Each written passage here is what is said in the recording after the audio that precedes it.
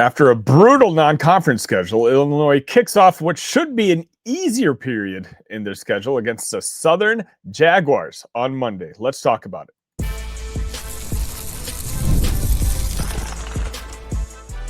You are Locked On Illini, your daily podcast on the Illinois Fighting Illini.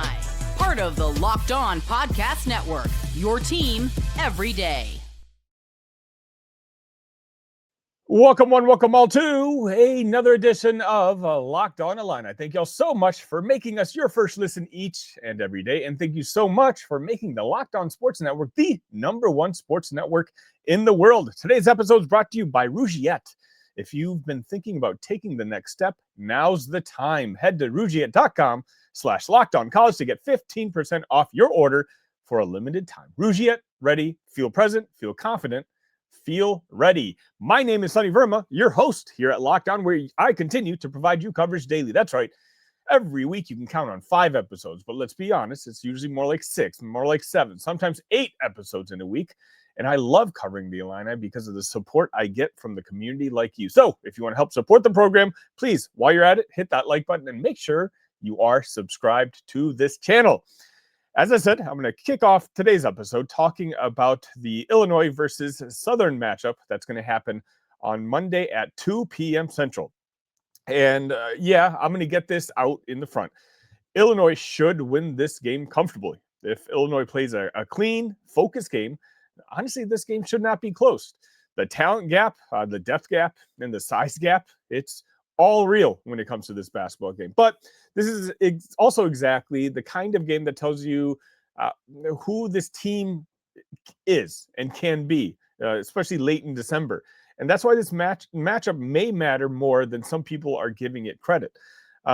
This game isn't about Southern, right? This game is more about the Illini habits, the Illini maturity level, and the Illini readiness and what they show for what's coming next. Let's give a little context. The Illini come into this game at 9-3, fresh off a absolute dominant performance in the Braggin Rights game over Missouri. That game wasn't just a rivalry win. It was, in a way, a reset after that Nebraska loss. Illinois punched first, they punched often, and most importantly, they seemed to punch with purpose. And the theme that keeps coming up, offensive rebounding. Brad Underwood isn't subtle about it. He doesn't sugarcoat it. He doesn't rotate between talking points. Offensive rebounding is what he harps on more than anything else because it's the easiest way to manufacture elite offense without elite shot making. And make no mistake about it, Illinois is ranked number 2 in offensive ratings. It's an elite offense. Against Missouri, Illinois grabbed 15 offensive rebounds and turned those into 29 second chance points. Talk about completely breaking the Tiger spirit. It wasn't just shooting luck. It was effort. It was size. And it was discipline. Now the question begins. Was that a one-night spike? Or is this what Illinois is set to become the rest of the season? Let's give a couple minutes to talk about Southern. Southern comes in at 4-8. And yeah, the record is ugly. But to their credit, it's ugly for a reason. They've been thrown into the deep end of the pool for 2 months. I'm talking about their schedule having Texas, Marquette, USC, Baylor. And that Baylor loss, I believe, was 111-67, looks embarrassing. And honestly, it was. But it also shows you the gap between SWAC level depth and elite Power 5 athleticism, especially when a team is worn down. I'm not going to sit here and say Southern is good, but they are battle-tested, and they're absolutely capable of making this game annoying if Illinois gets sloppy. If anything, this could be a classic post-rivalry trap game. Southern's identity is around 1 star, and it's not very complicated. They're extremely top-heavy, and everything they do flows through 3 guys. First and foremost, Michael Jacobs, or a.k.a. the head of the snake. Jacobs is the real deal. As a scorer, he's averaging almost 21 points per game, and he's doing it with the greenest of green lights. He wants the ball, he wants the moment, and he's not shy to take a shot. In fact, he'll throw up 20 if you let him. He's downhill first, physical, and very good at drawing fouls. If Illinois reaches, if Illinois gets lazy, well, then he's going to live at their free throw line. But here's the key. Jacobs is a volume scorer, not an efficiency monster. So with Jacobs, you can live with him taking jump shots. You want him to take contested pull-ups. And you absolutely do not want him to get downhill and collapse the defense. If Jacobs scores 25 points on 23 shots, I think Illinois wins this game easily. If he scores 25 points on 12 shots, well, now I have some questions. Also, you have Malik Abdel-Gawad. Again, another quarter if I botched that name. I apologize. Malik is a legit 6'10" big with experience. He's not flashy, doesn't have a very modern style, and he's certainly not stretching the floor, but he is physical, and he does rebound, and he is going to punish laziness inside. This is actually, in my opinion, a pretty important matchup for the Illini bigs. Not because Southern has any sort of advantage, but this is the type of guy that you want Illinois to assert their dominance over. Because again, he's going to fight back. This is a game where, Tommy, Zvonimir, and David need to establish control of the paint from the opening tip. Because if Abdel-Gawad is comfortable, Illinois is doing something wrong. And that's not a good sign for the rest of the Big Ten Conference, where you're going to feel you're going to be going up against multiple Maliks on every Big Ten team. You also have Cam Ambery, who's more of a pest on Southern. Ambery's really the only pass Southern has to chaos. He averages over 3 steals per game. He gambles aggressively, and he lives in passing lanes. This is where the Illinois guards are going to have to play like grown-ups. Strong with the ball, no lazy reversals, no cute skip passes. If Illinois keeps turnovers under control, I really don't know how Southern has any way of staying close. As for how Illinois ultimately wins, number one, offensive rebounding. This should be a clinic. Southern doesn't have the depth or the legs to box out for 40 minutes. If Illinois commits to 5 guys crashing the boards, I think this game breaks open real fast. Keaton Wagler showed against Missouri that offensive rebounding isn't just about size. It's about timing and intent. 4 offensive rebounds from a freshman guard, it sends a message not just to the other team, but his own teammates. And this is another chance for Illinois to reinforce that identity. Key number 2, make Jacobs work for everything. Throw bodies at him. Show help early. Recover with the length that you have. Illinois has too many capable perimeter defenders for Jacobs to get too comfortable. The goal isn't going to be shut him out. It's to drain him. Make him defend. Make him navigate screens. Make him see multiple looks. Southern doesn't have a second creator who can take over if Jacobs is uncomfortable. And finally, I think spacing will eventually break Southern. Their aggressive defense leaves shooters open. Baylor punished them, and I think Illinois can do the same. If Southern collapses on drives, Illinois is going to get clean corner looks. If Southern stays home, Illinois scores at the rim. Either way, the math should favor Illinois, especially with their efficiency profile. But when we take a look at the big picture and what this game is actually about, I don't know if it's necessarily about the margin of victory. It's certainly not about rankings, and it's not about style points. I think this game is kind of in a way about professionalism. Can Illinois play with the same intensity against Southern as they did against Missouri? Can they continue to reinforce habits when maybe the crowd isn't as electric? And can they treat a low major opponent with respect, not lackadaisical effort or fear or arrogance? Good teams beat teams like Southern. Great teams bury teams like Southern by halftime.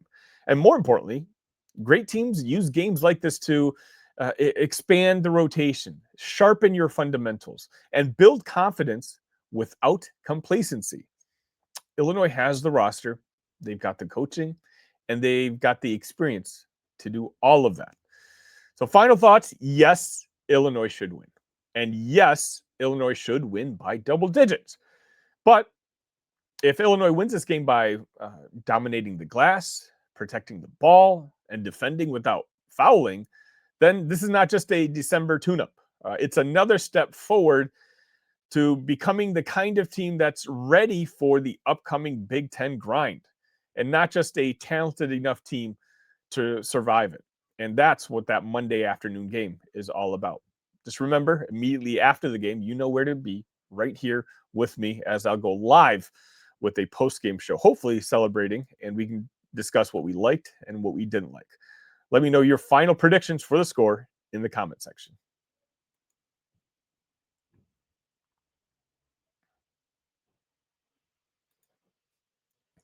Let's talk about something most men don't bring up, but absolutely should. Stress from work, money, life. It doesn't just switch off at night. And when it shows up at the worst possible time, Rougiet Ready is designed to help you take back control. Rougiet Ready is a next-generation prescription treatment created to support both the brain and the body, so you can feel present, confident, and ready when the moment matters. The science behind Rougiet Ready stands out. 3 clinically proven ingredients in one formula designed for both mental and physical readiness. You connect with a board-certified doctor online, and everything ships discreetly to your door. It's easy to understand why over 150,000 men have already made the switch. If you've been thinking about taking the next step, now's the time. Head to rougiet.com/lockedon. That's RUGIET.com/lockedoncollege to get 15% off your order. For a limited time, Rougiet Ready. Feel present, feel confident, feel ready.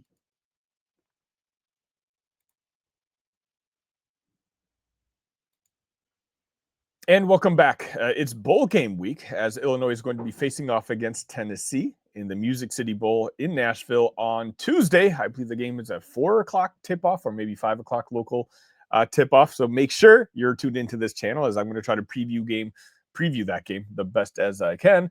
An interesting article popped up over the weekend from the boys at Illini guys. I believe it was Matthew Stevens who wrote this article. Now, I didn't get to read out the full article, but definitely go check them out at Illini guys. They do a lot of great work over there. But the gist of the article, at least the headline, was that Illinois was expecting all 3 of their running backs to come back, which is very interesting. Of course, we're talking about Khalil Valentine, we're talking about Caden Fagan, and Aiden Lawfrey. Now, granted, if you asked me if I thought that all 3 would be coming back, I would probably say no. I would be shocked if all 3 came back. Not necessarily because they're not talented enough, but the problem is all 3 of them are really talented. And I do think that some of these guys could have more, starting roles and play for a team that they're not sharing ball carrying duties with somewhere else in the country. But, with the Brett Bielema and what he's kind of built here, the system that we've built here, we essentially do start 3 running backs. First and foremost, the guy who I think is the standout is Khalil Valentine. Now, Khalil, this season before the bowl game, of course, finished with 549 yards on 123 carries and 4 touchdowns. I think Khalil is kind of one of the breakout stars and a guy who I think next season, which will be his junior year, has the potential to get some all Big Ten recognition. He's simply that good. He's probably the one running back who can adjust on the fly and has more herky-jerky motions where he doesn't necessarily commit to one direction. Caden Fagan, of course, is someone Illini fans have been talking about for a while. Big dude. We all know that at this point. I'm not going to say he struggled this year, but I don't think he exactly lived up to some expectations over the last couple of years as well. Caden, the frustration with Caden is simply that I don't think he plays as big as he looks, because we know he's big, but too often, he commits to his whatever lane is in his eyesight, and the minute he gets touched, he goes down. Like, if he could finally find a way this offseason to utilize that strength and use it for good. We saw what Derrick Henry did to the Green Bay Packers on Saturday night. Getting the 4 touchdowns. There's always been the comparison between Caden and Derrick. at least from what they look like. On the field production has been slightly different. But Caden's another kid who, again, if he chooses to come back, is certainly going to help. And then, of course, we have Aiden Lawfrey. Aiden Lawfrey, I know for a fact, has been approached by other teams, namely a team in the Big Ten Conference. And if you're in the Talk Illini Discord, you'll know exactly who I'm talking about. And so he's another kid who, we beat out other Big Ten teams to get him to commit to Champaign. I think he's had a very solid, I think he's probably the best all-around running back that we have. I don't think he's necessarily spectacular in any particular skill, but he's just a good, solid running back to have in your running back locker room. And he finished with 305 yards on 62 carries, averaging 4.9 yards per carry, which I think was tops on the team. Obviously, Aiden missed a couple games this year due to injury, but I just thought the article itself was very interesting because, if all three of these running backs decide to come back to Illinois next year, what a huge boost it could be for this offense. It's already going to be very stressful. And again, I'm going to be discussing this more after the post game because I've kind of waited on discussing transfer portal stuff, until the season is over. But, we know Illinois is going to have to essentially replace that offensive line. Almost every single starter is going to be gone. We know that, first and foremost, you're going to have to find a new quarterback. Luke Altmaier is going to be playing his last game for the Orange and Blue on Tuesday in Nashville. And so not having your offensive line there and not knowing who your quarterback is, it's going to leave a lot of questions for what your offense is going to look like. Now, you assume that really talented wide receiver room that you have, well, a lot of them will be coming back. Of course, unfortunately, Hank Beatty won't, but there's still a lot of talent in that room. But if you have an offensive line that may or may not struggle and you're not sure who your quarterback is, it's nice to have at least your running back room set. I'm not going to say it's going to be the best running back room in the Big Ten Conference or a top 3 or 4 running back room, but the fact that it is above average and you should have some really good wide receivers next year makes me breathe a little sigh of relief that, this offense that Barry Lundy Jr. has is not going to take too many steps back. And of course, I do hesitate when I say that because the offensive line is going to be key and how they replace. I know a lot of fans, in particular in the Talk Illini Discord, are very concerned about replacing that quarterback position. And while I understand your concern, I don't say I necessarily share it. I've said this before on this show, and I've said this before to you guys who I have met at Talk Illini meetups. Brett Bielema and Barry Lundy Jr. have proven that they can develop quarterbacks at this point. Their last 2 starting quarterbacks have both been incoming transfers. Of course, I'm talking about Tom DeVito, who we got from Syracuse, and then right after that, we got Luke Altmaier. Heck, even John Paddock was a transfer from Illinois State. I think that the University of Illinois is going to be a destination for a talented quarterback out there who feels like he just needs the chance. He just needs the right leadership, and he just needs the right developmental coaches. That's what Illinois has. And sure, is it going to cost a pretty penny? Absolutely. Is it going to cost more than Brett Bielema and, quite honestly, even fans are going to be comfortable paying? Probably.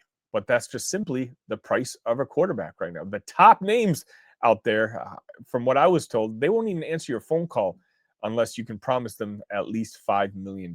What kind of world are we living in? But, that's going to be the case. Now, granted, Illinois is not going to spend $5 million on a quarterback, but I still think that they will be able to get someone who I think I'm going to be comfortable with. Okay, not necessarily super excited about, but I think they'll get a capable guy to run that quarterback room next year. I mean, he may not be starter, right? Like they may have confidence in guys like Ethan Hampton, and we know we have Carson Boyd and a bunch of young quarterbacks there. I think it's going to be a little too early to hand the reins over to one of the youngsters, but I guess, as much as it's going to hurt seeing Luke Altmaier leave, I do think that Brett and Barry Lundy Jr. are going to have a good plan in place to replace him next year. But again, that just makes it so much easier if you have a really solid running back room.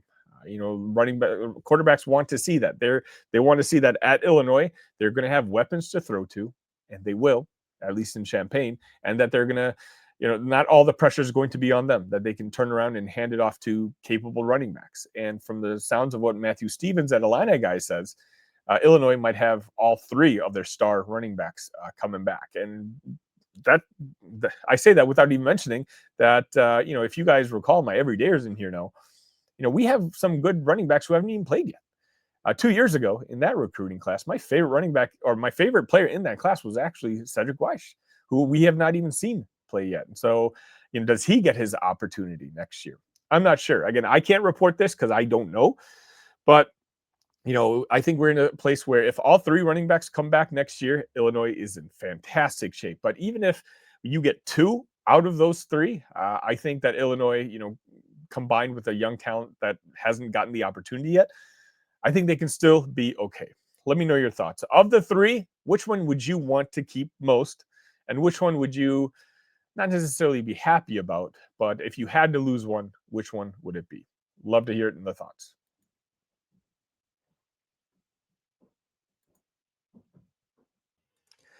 Fridays already feel different during basketball season, and FanDuel is making them even better. Every Friday night before the game's tip-off, FanDuel gives fans a new way to kick off the weekend with NBA Happy Hour.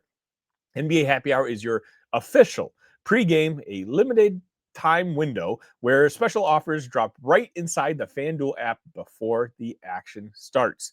Fridays from 6 to 7:30 Eastern have become appointment viewing with NBA Happy Hour. Opening the FanDuel app during the happy hour always brings something new: boosts, bonuses, and surprises. It's easy to check the weekly special before tip-off and make a move before the window closes. So, before tip-off, check the FanDuel app and see what's dropping during NBA Happy Hour every Friday from 6 to 7:30 Eastern. A little basketball, a little action, and a whole lot of Friday energy. That's NBA Happy Hour only on FanDuel, the official sports book partner of the NBA.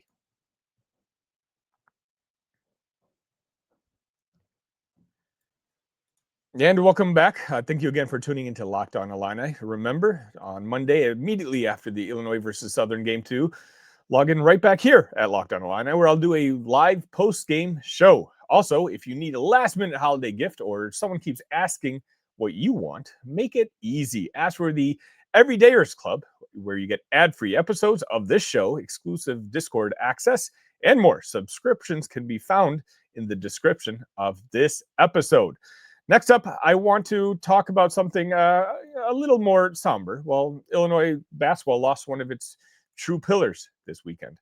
Dave Downey, former Illini star, Hall of Famer, and one of the more impactful figures in the history of Illinois athletics, passed away at the age of 84. And when you talk about all-time greats in this program, Dave Downey's name is absolutely belongs at the top of that list. What makes this especially poignant is the timing. Just a few weeks ago, Downey was able to attend the dedication of the court at Alice Ingersoll Gymnasium in his honor, a moment that celebrated not just his basketball career, but a lifetime commitment to the University of Illinois and the Champaign-Urbana community.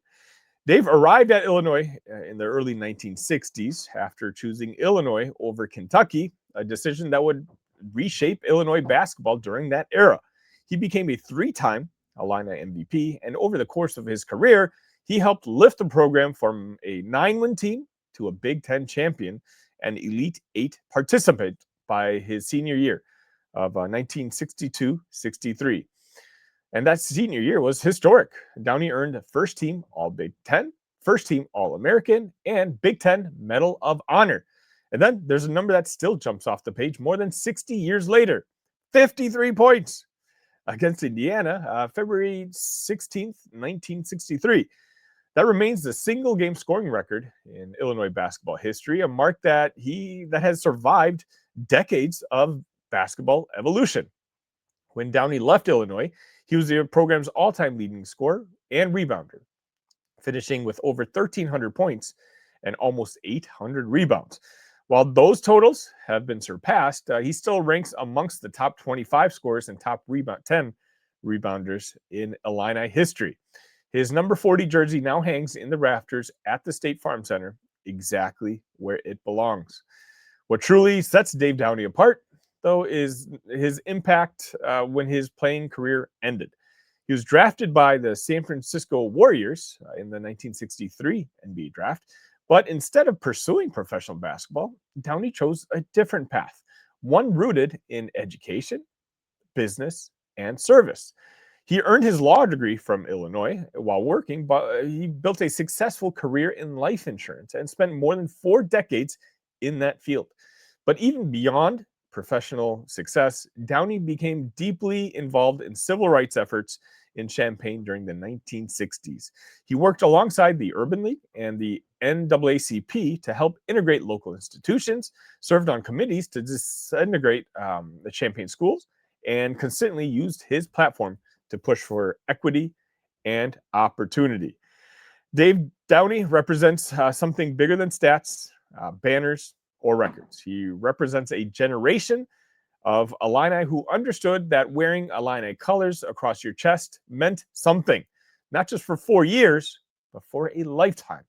From dominating from the Big Ten to shaping up Champaign as a community to giving back to the university in countless ways, Downey lived a life that reflected the very best of Illinois. Illinois basketball and Illinois athletics as a whole is better because Dave Downey was a part of it. Rest in peace to a true Illini legend. And that's going to just about wrap it up for this edition of Locked On Illini. Remember, if you're not in the Talk Illini Discord, why not? We've got over 300 of you and your fellow Illini fans spread all across the country talking Illini sports all day, every day. On your way out, please make sure you hit that like button on this video and make sure you're subscribed, as it is my goal to hit that magical 4,000 mark on YouTube. Can you help me get there? I think you can. I got the best community in the world. Hope you guys all enjoyed your Christmas weekend. Stay safe for the upcoming New Year's Eve weekend. But just remember, you're going to have nonstop content. I'll talk about the Southern game immediately live after the game. Then we'll also preview the Tuesday bowl game that Illinois is going to be going up against Tennessee. We got a lot of action-packed content right here for you on Locked On Illini. Until next time, ILL. Love you guys.